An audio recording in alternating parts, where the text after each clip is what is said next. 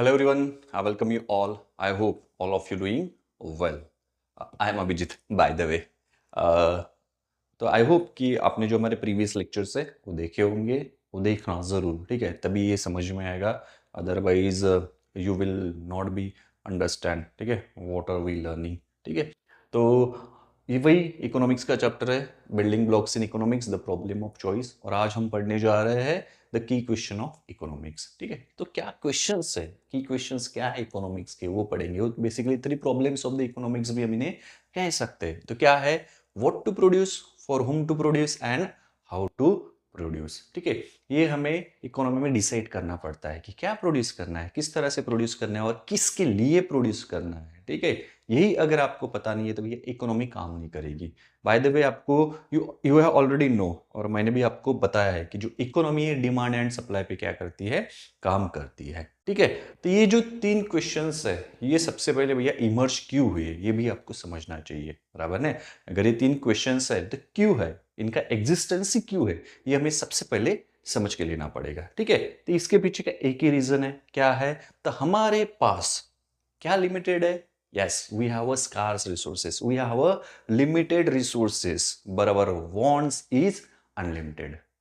बराबर ना। हमारी जो wants है वो क्या है, अनलिमिटेड है, लेकिन जो हमारे रिसोर्सेस है वो लिमिटेड है, ठीक है।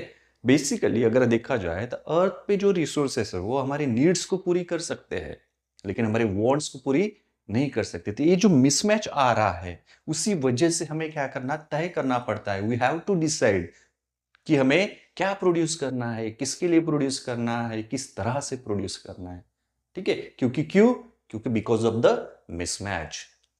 मिसमैच किस चीज का, तो भैया जो हमारे वॉन्ट्स है, our wants is unlimited but we have a limited resources. समझ में आ रहा है, ठीक है। इसीलिए हमें इकोनॉमी में डिसाइड करना पड़ता है कि हमें क्या प्रोड्यूस करना है।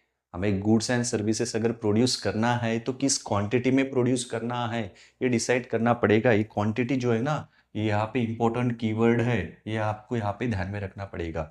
साथ ही साथ आपको अपॉर्चुनिटी कॉस्ट भी क्या करनी पड़ेगी, ध्यान में रखनी पड़ेगी। आगे चल के अपॉर्चुनिटी कॉस्ट भी आएगी, बराबर ना। अपॉर्चुनिटी कॉस्ट में मदद करती है कि हमने क्या प्रोड्यूस करना चाहिए, कहाँ पे फोकस करना चाहिए, हम क्या सैक्रिफाइस करें, क्या ट्रेड ऑफ हो रहा है। ट्रेड ऑफ मीन्स सैक्रिफाइस, ये हमें अपॉर्चुनिटी कॉस्ट से ही समझता है ना। समझ में, आई होप क्या यू आर गेटिंग, ठीक है। तो ये मिसमैच की वजह से हमें क्या करना पड़ता है, डिसाइड करना पड़ता है कि जो भी गुड्स एंड सर्विसेज हम प्रोड्यूस कर रहे हैं, क्या वो प्रोड्यूस करना चाहिए, नहीं करना चाहिए। अगर हम कर रहे हैं तो किस क्वांटिटी में उसे प्रोड्यूस करना चाहिए, ठीक है। तो अभी हम देखेंगे what to produce, for whom to produce and how to produce, ठीक है। जो आपके एग्जाम सॉरी जो आपके एनसीईआरटी टेक्स्ट बुक में दिया है वो सबसे पहले देखेंगे, और इन द लास्ट जो आपके टेक्स्ट बुक में नहीं है वो एग्जाम्पल देके मैं आपको यहाँ पे समझाने की कोशिश करूंगा, ठीक है। तो देखो सबसे पहले हम देखेंगे व्हाट टू प्रोड्यूस, ठीक है। अपॉर्चुनिटी कॉस्ट है ना, वो यहाँ पे ध्यान में रखना, ठीक है। अपॉर्चुनिटी कॉस्ट क्या थी, when you choose the one alternative the another option is given up, the value of what is given up, जो हमने गिवन अप किया है उसकी वैल्यू क्या है, वो होती है अपॉर्चुनिटी कॉस्ट होती है, ठीक है। यहां पे भी ये काम में आएगी। Without opportunity cost you can not understand the key questions of the economics, ठीक है। ये आगे चल के एनालिटिकल क्वेश्चन में भी आएगा, हम उस पर एक स्पेशल सेशन लेने वाले हैं क्वेश्चन के जरिए, तब आपको और बेहतर तरीके से समझ में आ जाएगा। एनीवे आगे बढ़ते फॉर चलो फिर सबसे पहले देखते हैं व्हाट टू प्रोड्यूस, क्या प्रोड्यूस करना है, ठीक है। तो आपकी टेक्स्ट बुक में दिया है, ठीक है, कि सपोज फॉर एग्जांपल एक है वाटर इंटेंसिव क्रॉप्स और दूसरा है ड्रॉट रेजिस्टेंस क्रॉप्स। देखो दो options, again you have two options, आपको क्या प्रोड्यूस करना है, आपको वाटर इंटेंसिव क्रॉप्स प्रोड्यूस करना है या आपको डॉट रेजिस्टेंट क्रॉप प्रोड्यूस करना है, ठीक है। द चॉइस इज यूअर्स, हमारी चॉइस है हमें क्या करना है, ठीक है। जो भी हम चूज करेंगे तो उसमें से क्या हो सकता है कि जो बेस्ट अल्टरनेटिव होता है होगा वो मे बी फॉरगॉन भी हो सकता है, ठीक है, परहैप्स फॉरगॉन हो सकता है, ठीक है। तो फिर से भी वहां पे क्या आ जाएगा, अपॉर्चुनिटी कॉस्ट आ जाएगा, ठीक है। तो देखो फिर we have two options, what do you want to produce, whether water intensive crops और डॉट रेजिस्टेंस क्रॉप, ठीक है। If we go for the water intensive crops, ठीक है, देखो फिर अगर हम वाटर इंटेंसिव क्रॉप्स के लिए जाते हैं तो क्या हो सकता है, ठीक है। तो यहां पे हम शुगर का एग्जांपल लेंगे, किसका, शुगर केन का, ठीक है। ठीक है। अगर हम शुगर केन प्रोड्यूस करते हैं, शुगर केन जो है क्या है, वाटर इंटेंसिव क्रॉप है। शुगर केन को प्रोड्यूस करने के लिए बहुत ज्यादा इरिगेशन की जरूरत होती है। अगर बहुत ज्यादा इरिगेशन अगर हम कर रहे हैं, तो इरिगेशन करने के लिए हमें क्या लगेगा, इलेक्ट्रिसिटी लगेगी। क्या लगेगी, इलेक्ट्रिसिटी। ठीक है, तो ये भी आप कंसिडर करना। ठीक है, तभी आप और बेहतर तरीके से क्या कर पाओगे, समझ पाओगे। देखो फिर, अब अगर हम water intensive crops sugarcane को प्रोड्यूस करते हैं, ठीक है, तो शुगर केन को अगर हम प्रोड्यूस करते हैं, तो हो सकता है शॉर्ट टर्म में हमें शुगर केन हाई प्रॉफिट देखे जाए। क्या देखे जाए, शॉर्ट टर्म में हाई प्रॉफिट देखे जाए। इसलिए नहीं भैया, भाई मनी भाई, हमारे पास ज्यादा से ज्यादा पैसा आ सकता है। ठीक है, इसके अलावा जो शुगर इंडस्ट्रीज है, क्या है, जो शुगर इंडस्ट्रीज है, उसको शुगर केन सपोर्ट भी कर सकता है। शुगर बनेगी, ठीक है, उसी से अपना भैया गुड़ भी बनता है। इसके अलावा इथेनॉल, ठीक है, जो इथेनॉल ब्लेंडेड का आजकल चल रहा है, वो इथेनॉल भी बनता है। मीथेन भी मे बी, आई थिंक। ठीक है, I am not very good at the science. ठीक है, तो सो मे बी, ठीक है, तो ये भी बन सकता है। तो भैया कुछ जो आउटपुट है या फिर वो भी हमें यहाँ पे दिखने के लिए मिल रहा है। ठीक है, यानी शुगर अगर हम शुगर केन का अगर हम प्रोडक्शन लेते हैं, तो हाई प्रॉफिट्स मिल सकते हैं हमें। शुगर केन की जनरली शुगर जो इंडस्ट्रीज है, उसको भी शुगर केन सपोर्ट कर सकता है। लेकिन, ठीक है, लेकिन शुगर केन क्या है, एक वाटर इंटेंसिव क्रॉप है। अगर वाटर इंटेंसिव क्रॉप है, तो ज्यादा से ज्यादा क्या लगेगा, वाटर लगेगा। अगर वाटर लग रहा है, तो इरिगेशन करेंगे हम। क्या करेंगे, इरिगेशन करेंगे। इरिगेशन के लिए हमें क्या लगेगी, इलेक्ट्रिसिटी ज्यादा लगेगी। क्या लगेगी, इलेक्ट्रिसिटी ज्यादा लगेगी। अगर अगर अगर हम ज्यादा जो लैंड है उसको ज्यादा इरिगेट करते हैं, तो सॉइल का क्या हो जाएगा, इरोजन हो जाएगा। क्या हो जाएगा, सॉइल का इरोजन हो जाएगा। सॉइल की सलाइनिटी बढ़ जाएगी। क्या हो जाएगी, सॉइल की सलाइनिटी बढ़ जाएगी। सलाइनिटी यानी सॉइल में ज्यादा अमाउंट में सॉल्ट का मिक्स हो जाना, इसे क्या कहा जाता है, सलाइनिटी कहा जाता है। और इन सब फैक्टर की वजह से में भी आगे चल के सॉइल इनफर्टाइल भी हो सकती है। सॉइल का इरोजन भी हो रहा है। अगर सॉइल का इरोजन हो रहा है, तो ये जो इनफर्टाइल हो रही है ना सॉइल, किस वजह से हो रहे हैं, जो न्यूट्रिएंट्स रहते हैं सॉइल में, क्या होते हैं, जो न्यूट्रिएंट्स रहते हैं वो पानी के साथ बहते चले जाएंगे। उस वजह से सॉइल क्या हो जाएगी, इनफर्टाइल हो जाएगी। तो ये है वाटर इंटेंसिव क्रॉप्स के डिसएडवांटेजेस।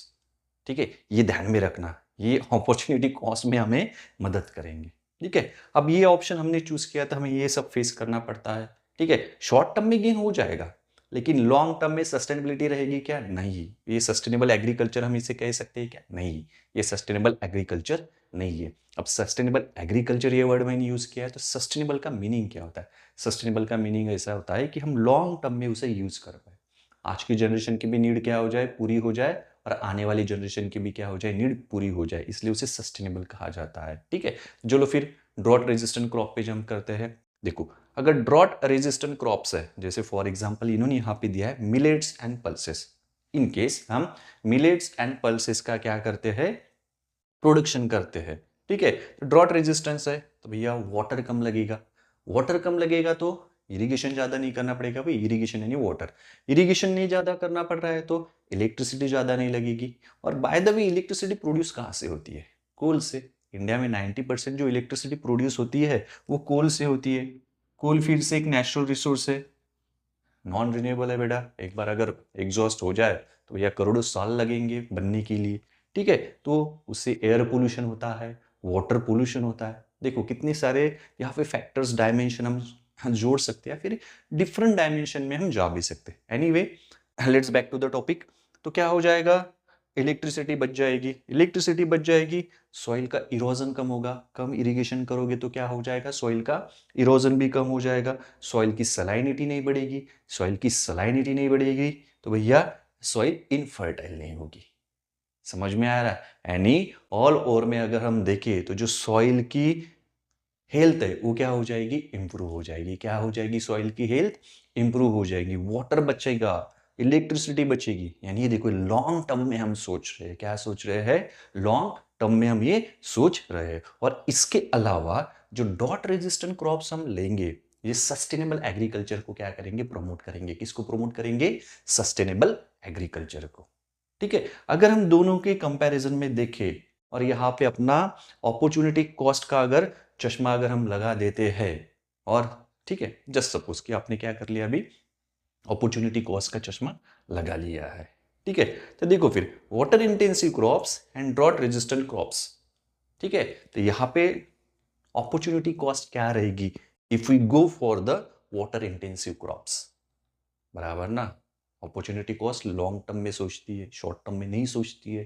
तो अगर हम वाटर इंटेंसिव क्रॉप्स को ग्रो करते हैं तो ये रहेगी हमारी अपॉर्चुनिटी कॉस्ट। हम सॉइल की हेल्थ खो देंगे, सलाइनिटी बढ़ जाएगी, सॉइल का इरोजन होगा, ज़्यादा इलेक्ट्रिसिटी लगेगी, फिर पोल्यूशन हो जाएगा। इलेक्ट्रिसिटी बाय द वे आती कहाँ से है, बराबर ना। ये सब चीज़ें, इसके अलावा सस्टेनेबल एग्रीकल्चर भी नहीं होगा।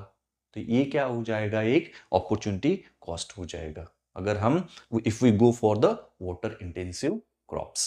आई होप कि आपको यहाँ पे समझ में आ रहा है। नहीं, सैक्रिफाइस हो रहा है, क्या सैक्रिफाइस हो रहा है, तो ये वाटर सैक्रिफाइस हो रहा है, सॉइल सैक्रिफाइस हो रहा है, सस्टेनेबल एग्रीकल्चर भी क्या हो रहा है, सैक्रिफाइस हो रहा है, ठीक है। आई होप कि आपको यहाँ पे समझ में आ रहा है, ठीक है। यानी सैक्रिफाइस को हम इकोनॉमिक लैंग्वेज में क्या कह सकते हैं, ट्रेड ऑफ हो रहा है। क्या हो रहा है, ट्रेड ऑफ हो रहा है, ठीक है। इसी ट्रेड ऑफ को जो वेरियस गवर्नमेंट होती है, कंपनीज होती है, कंज्यूमर्स होते हैं, इसी ट्रेड ऑफ को कंसिडर करके इकोनॉमी में क्या प्रोड्यूस करना है, किसके लिए प्रोड्यूस करना है और कैसे प्रोड्यूस करना है, ये तय करती है, ठीक है।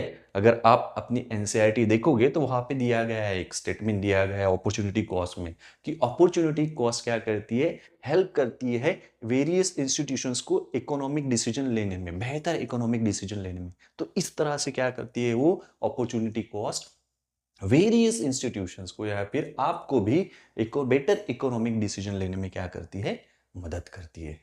आई होप कि आपको यहाँ पे समझ में आ रहा है। तो व्हाट टू प्रोड्यूस, ये डिपेंड्स करेगा in the end, opportunity cost क्या है उस पर क्या करेगा, व्हाट टू प्रोड्यूस डिपेंड करेगा कि आप क्या प्रोड्यूस करना चाहते हो, बराबर ना। ये इस पे डिपेंड करेगा या नहीं करेगा, एग्जैक्टली यहाँ पे डिपेंड करेगा। आई होप कि आपको यहाँ पे समझ में आया होगा, ठीक है। चलो फिर नेक्स्ट सेशन पे बढ़ते हैं हम, हुम टू प्रोड्यूस। अब हमने तय तो कर लिया है कि हमें क्या प्रोड्यूस करना है, लेकिन किसके लिए प्रोड्यूस करना है ये भी हमें देखना चाहिए, ठीक है। तो बेसिकली ना ये जो हम देख रहे हैं ना, यहाँ पे हम सिर्फ फैक्टर देख रहे हैं।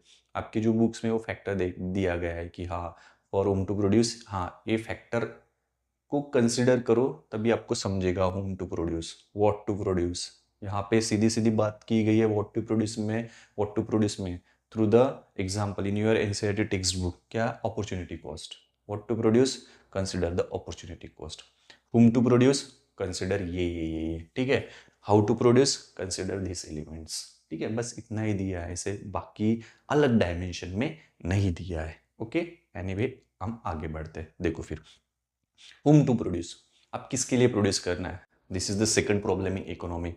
हमने तय तो कर लिया है कि ये प्रोड्यूस करना है, लेकिन किसके लिए प्रोड्यूस करना है, ठीक है। तो ये कहाँ पे डिपेंड करेगा, बराबर ना, ठीक है। ये डिपेंड करेगा कि हम जो प्रोड्यूस कर रहे हैं वो किसके लिए बेनिफिट करेगा, उससे किसको बेनिफिट होगा, ये सबसे पहला क्वेश्चन रहेगा हमारे माइंड में। हम जब होम टू प्रोड्यूस पे आएंगे ना, तो जो हम प्रोड्यूस कर रहे हैं वो किसको बेनिफिट देगा, ये हमें सोचना ही पड़ेगा।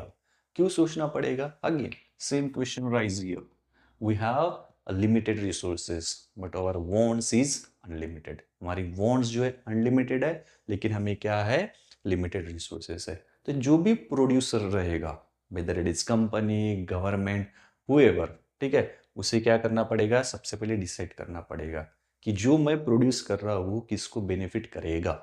सेकंड रहेगा different needs, taste, lifestyle, income levels, ठीक है, बराबर ना, ठीक है। मान लो जो प्रोड्यूसर्स है वो किस कैटेगरी को सर्व करेगा ये पे डिपेंड करेगा। अब ये कैसे डिपेंड करेगा, बिकॉज क्योंकि हर एक, मान लो मैं हूँ, आप हो, मेरा टेस्ट अलग है, आपका टेस्ट अलग है, जो मैंने पहना है वो डिफरेंट है, मेरा लाइफ स्टाइल है, या फिर मान लो मेरा स्टाइल है, ठीक है, आपका स्टाइल में भी डिफरेंट होगा, ठीक है।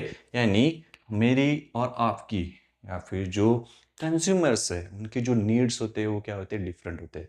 Needs vary from person to person, ठीक है। मेरी नीड्स है, आपकी नीड्स है, क्या हो जाएगी, डेफिनेटली ये क्या होती है, डिफरेंट होती है। इसके अलावा मेरा टेस्ट, आपका टेस्ट डिफरेंट है, ठीक है, जैसे मान लो कि मुझे टी शर्ट पहनना अच्छा लगता है और आपको हो सकता है शर्ट्स पहनना अच्छा लगे। ठीक है, ये भी वैरी करेगा, डिपेंड करेगा पर्सन टू पर्सन। ठीक है, इसके अलावा लाइफस्टाइल क्या है, आप किस तरह से जीते हो, आपका स्टैंडर्ड ऑफ लिविंग क्या है, आप कितना कमाते हो, आपका इनकम लेवल क्या है, उसके हिसाब से भी क्या करना पड़ेगा, प्रोड्यूसर को डिसाइड करना पड़ेगा कि मैं जो प्रोड्यूस कर रहा हूँ वो किस कैटेगरी को सर्व करेगा। तो रिच कैटेगरी को सर्व करेगा, मिडिल कैटेगरी को सर्व करेगा, या पुअर कैटेगरी को सर्व करेगा, ये डिपेंड करेगा। ठीक है, इस क्वेश्चन पे कि हु बेनिफिट्स, जो प्रोड्यूस किए जा रहे हैं उससे किसको बेनिफिट हो रहा है। ठीक है, इस ये सभी चीजें प्रोड्यूसर को सबसे पहले हुम टू प्रोड्यूस, ठीक है, किसके लिए प्रोड्यूस करना है, एक सोचना पड़ता है, ये डिसाइड करना पड़ता है, इन सब चीज़ों को इनको कंसिडर करना पड़ता है कि भाई साहब मैं जो प्रोड्यूस करने जा रहा हूँ उससे किसको बेनिफिट्स मिलेगा।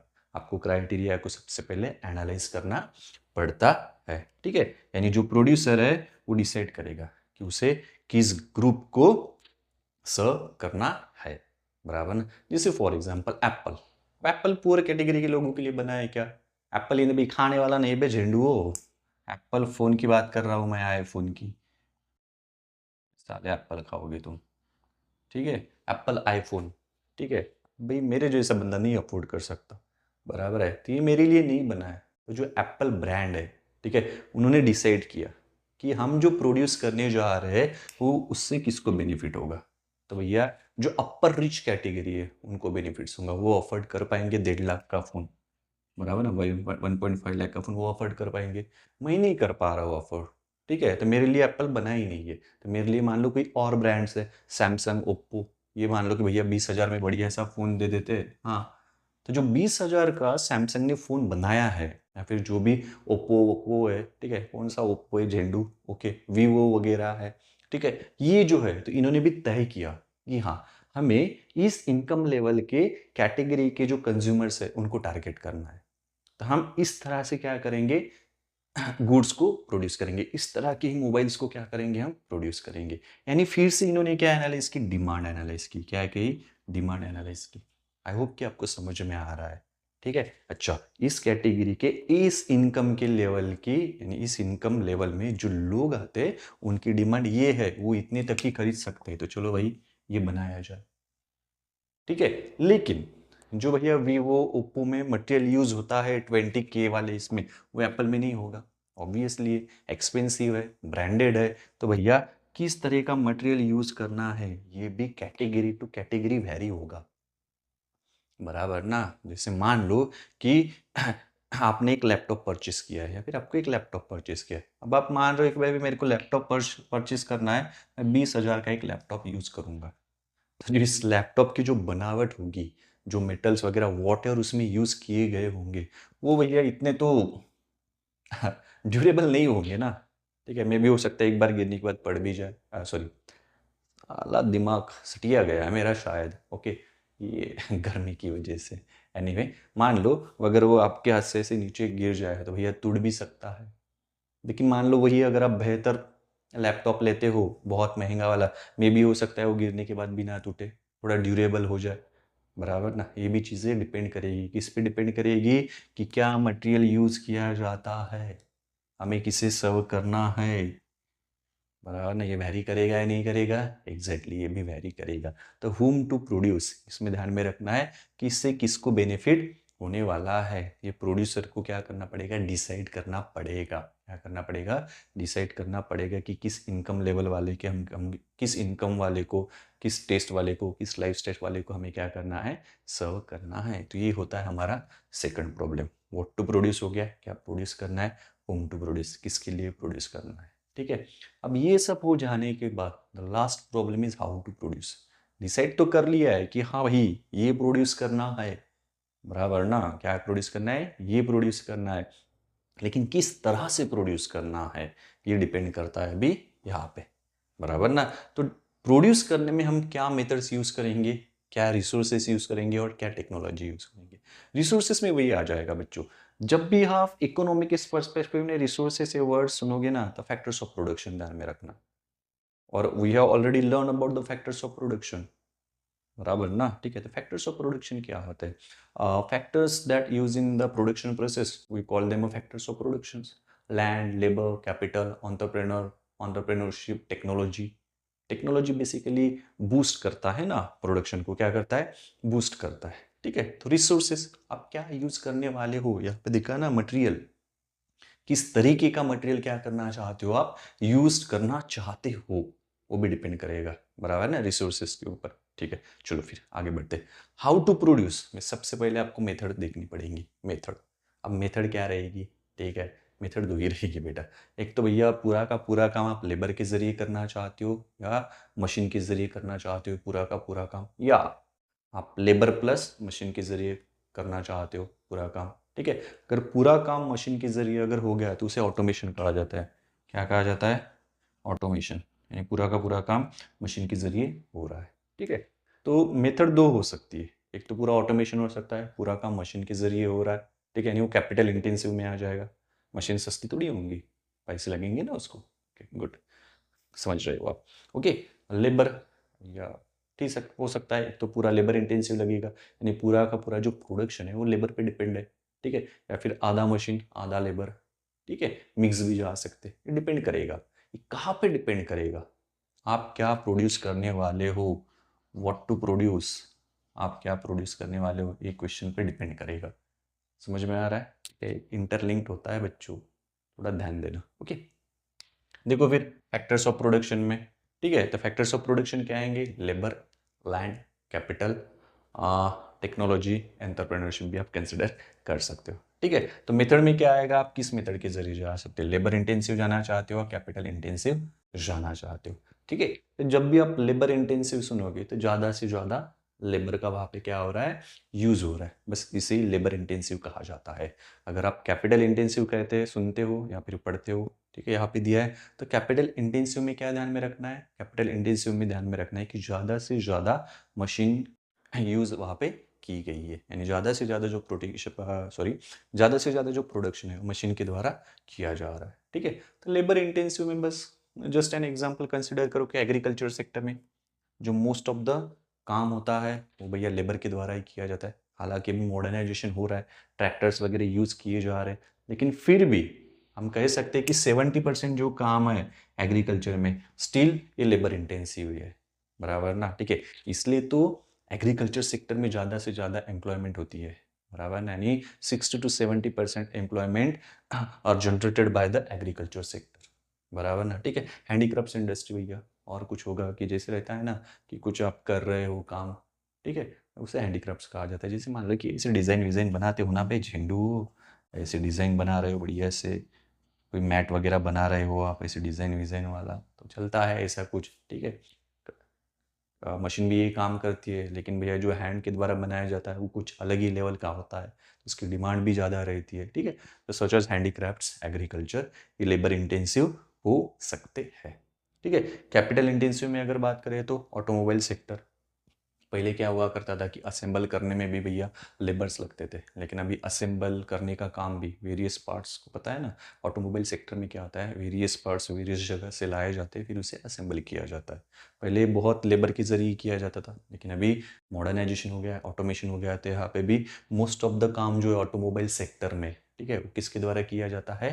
रोबोट्स के द्वारा किया जाता है, यानी कैपिटल इंटेंसिव। रोबोट्स क्या है? मशीन्स है, ठीक है। स्टील प्लांट्स में भी, ठीक है, वहाँ पे भी जो मोस्ट ऑफ द काम है अभी किसके द्वारा किया जाता है? वो किया जाता है मशीन के द्वारा, ठीक है। फिर अगेन हमें कैपिटल इंटेंसिव जाना है या लेबर इंटेंसिव जाना है, ये भी चॉइस रहेगी। प्रोड्यूसर को ये भी चूज करना पड़ेगा कि हमें लेबर इंटेंसिव ही क्यों जाना है, कैपिटल इंटेंसिव ही क्यों जाना है। फिर से उसे क्या करना पड़ेगा? अपॉर्चुनिटी कॉस्ट, क्या? अपॉर्चुनिटी कॉस्ट, भैया मैं अगर ये चूज करता हूँ तो मुझे मेरी अपॉर्चुनिटी कॉस्ट क्या रहेगी, मैं ये चूज करता हूँ तो मेरी अपॉर्चुनिटी कॉस्ट क्या रहेगी, ये फिर से यहाँ पे इसको क्या करना पड़ेगा? डिसाइड करना पड़ेगा, ठीक है। तो देखो फिर अगर हम कैपिटल इंटेंसिव अगर जाते हैं, ठीक है, तो सबसे पहले हमें क्या करना पड़ेगा? हम जो प्रोड्यूस कर रहे हैं उसके लिए जो हमें कैपिटल लगने वाला है, यानी जो उसके लिए जो हमें मशीनरीज लगने वाली है, ठीक है, उस मशीनरी की कॉस्ट क्या है, बराबर ना, ये तय करना पड़ेगा या नहीं करना पड़ेगा? ऑब्वियसली ये तय करना पड़ेगा, तभी आप डिसाइड कर पाओगे। उसके बाद चॉइस ऑफ टेक्नोलॉजी, ठीक है।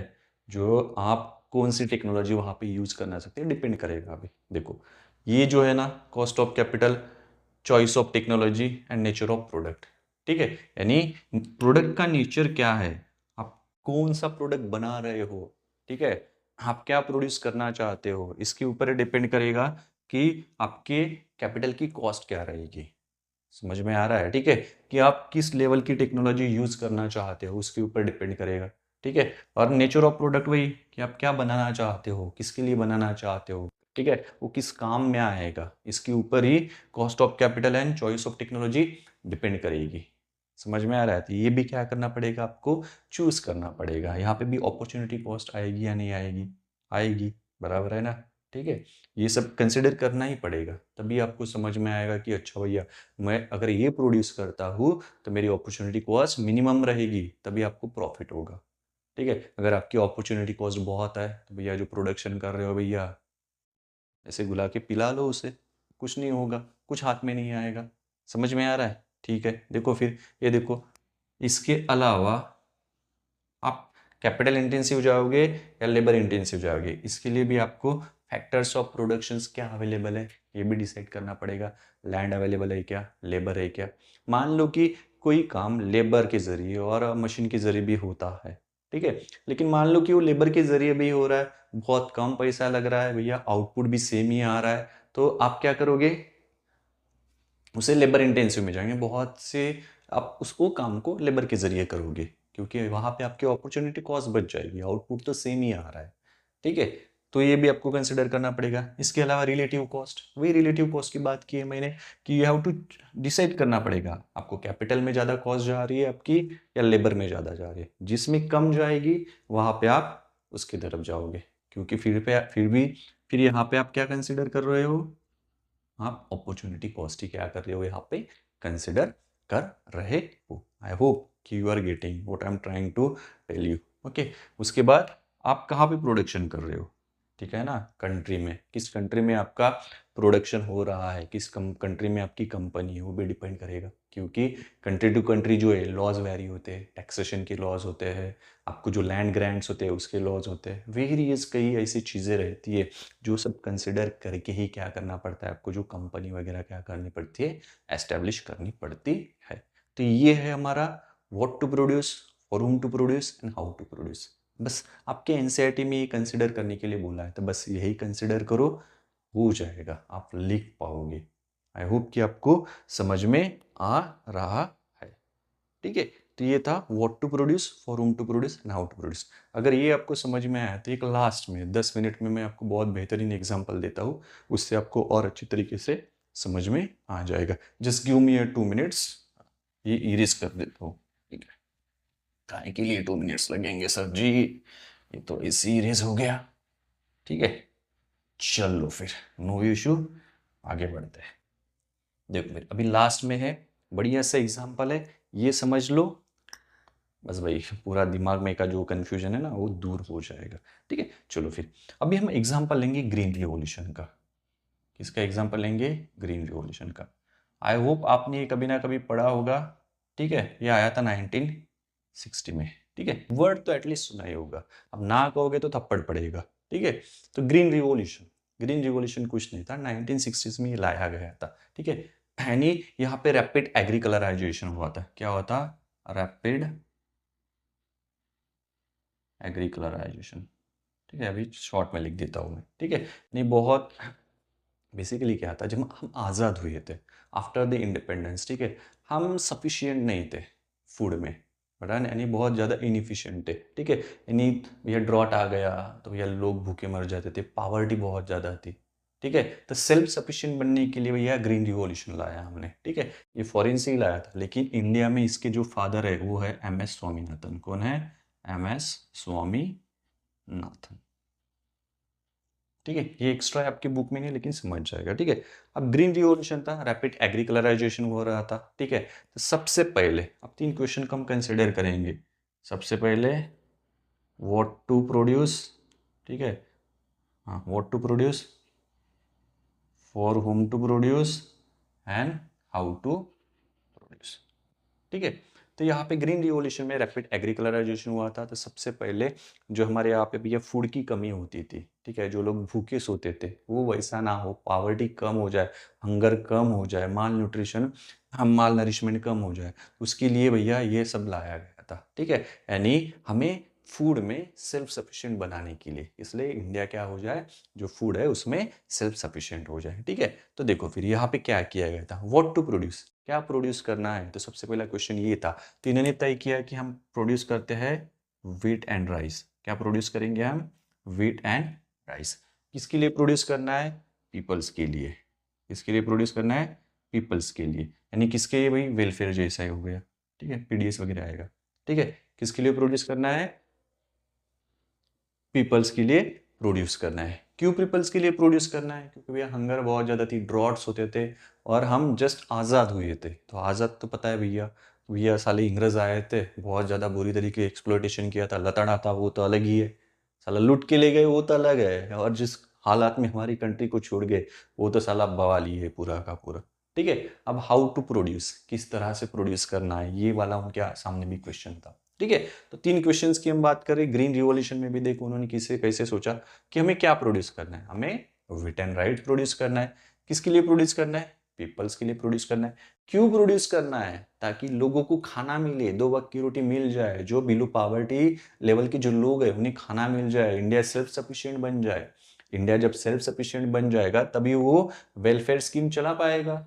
राशन कार्ड पता है ना, वो वेलफेयर स्कीम है, ठीक है, लोग भूखे ना सोए इसलिए। अब किस तरह से प्रोड्यूस करना है, हाउ टू प्रोड्यूस, तो भैया हम क्या करेंगे, हाई यील्डिंग वेराइटी यूज करेंगे। क्या यूज करेंगे, हाई यील्डिंग वेराइटी यूज करेंगे, यानी जो सीड्स रहेंगे वो कैसे रहेंगे, हाई यील्डिंग वेराइटी के रहेंगे। ये बात आपको यहाँ पे ध्यान में रखना है, ठीक है। देखो फिर तीनों क्वेश्चन को किस तरह से कंसिडर किया गया है, ठीक है। क्या प्रोड्यूस करना है, व्हीट एंड राइस प्रोड्यूस करना है। किन के लिए प्रोड्यूस करना है, पीपल्स के लिए प्रोड्यूस करना है। क्यों प्रोड्यूस करना है, क्योंकि भैया हंगर बहुत ज़्यादा है, ठीक है, लोगों के लिए खाना नहीं, लोगों के पास खाने के लिए कुछ नहीं है। जो बिलो पावर्टी वाले लोग हैं वो अभी भी पावर्टी में है, बराबर है, बिलो पावर्टी लाइन, पावर्टी में भैया पैसा नहीं है, एम्प्लॉयमेंट नहीं है, तो उनको तो भैया क्या करना पड़ेगा, पालना पड़ेगा ना। ये जिम्मेदारी होती है स्टेट की, गवर्नमेंट की, ठीक है। किस तरह से प्रोड्यूस करना है, हाई यील्डिंग वेराइटी के जरिए प्रोड्यूस करना है, बराबर ना, ठीक है। अब ये जरूरी था इसलिए करना पड़ा, बराबर ना। पर कहाँ पे प्रोड्यूस करना है ये भी देखो, ये हुआ था वेस्टर्न उत्तर प्रदेश में, पंजाब में, हरियाणा में। अब यहाँ पे क्यों हुआ था, ये इसी स्टेट में क्यों हुआ था, ये है हमारे नदर्न स्टेट। क्या है ये, हमारे नदर्न स्टेट, ठीक है। नदर्न स्टेट यानी भैया यहाँ पे लैंड जो है वो फर्टाइल लैंड है। क्या लैंड है, फर्टाइल लैंड है। इन स्टेट्स में भैया वाटर है अच्छा खासा, इरिगेशन भी अच्छा खासा है यहाँ पे, और यहाँ के जो फार्मर्स थे हिस्टोरिकली अगर हम देखें तो रिच थे, क्या थे, रिच थे। क्योंकि ये जो हाई यील्डिंग वेराइटी है ना, इसको प्रोड्यूस करने के लिए क्या लगता है, ज़्यादा वाटर लगता है, ज़्यादा पेस्टिसाइड लगता है, ठीक है, ज़्यादा केमिकल्स लगते हैं, ज़्यादा फर्टिलाइजर्स लगते हैं, वाटर ज़्यादा है, इरिगेशन ज़्यादा हो रहा है, तो इलेक्ट्रिसिटी भी लगेगी। तो यहाँ के जो फार्मर्स थे वो रिच थे, तो इसी वजह से क्या कर लिया गया भैया, इन्होंने ऐसा चूज़ किया, ठीक है। I just wanted to tell here that how they decided what to produce, how to produce and for whom to produce, ठीक है। आई होप कि यू आर गेटिंग इट, ठीक है। नाउ आप मुझे कमेंट सेक्शन में बताओगे, ठीक है, कि ये सब हो रहा है, मैंने हाय हाय करके बताया, ठीक है, तो अपॉर्चुनिटी कॉस्ट क्या होगी यहाँ पे, क्या होगी यहाँ पे, अपॉर्चुनिटी कॉस्ट क्या होगी, late me know in the comment section, ठीक है। आई होप कि अभी जो मैंने पढ़ाया है आपको समझा है। Till if you don't get it just let me know in the comment section, ठीक है।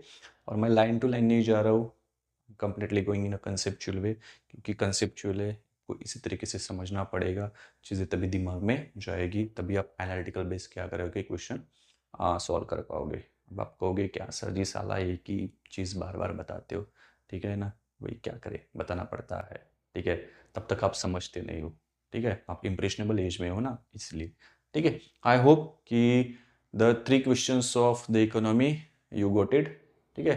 Last time I want to tell you the 3 questions of economy, what to produce, for whom to produce and how to produce, ठीक है। अगर कुछ problems है let me know in the comment section, comment section में अगर ignore हो जाता है तो भैया मे बी मेरे डिस्क्रिप्शन में शायद इंस्टाग्राम की लिंक दी हुई है, तो वहाँ पे जाके आप इंस्टाग्राम पे मुझे मैसेज भी कर सकते हो। बहुत ही जेन्युइन क्वेश्चन रहा तो भैया मैं स्पेशल सेशन लेके आऊँगा, फिर वहाँ पे हम बात करेंगे जो भी आपकी क्वेरीज है उसकी। ठीक है, चलो फिर मिलते हैं जल्दी। See you soon, have a good day. और बेटा पढ़ाई करो। ठीक है, चलो फिर बाय बाय।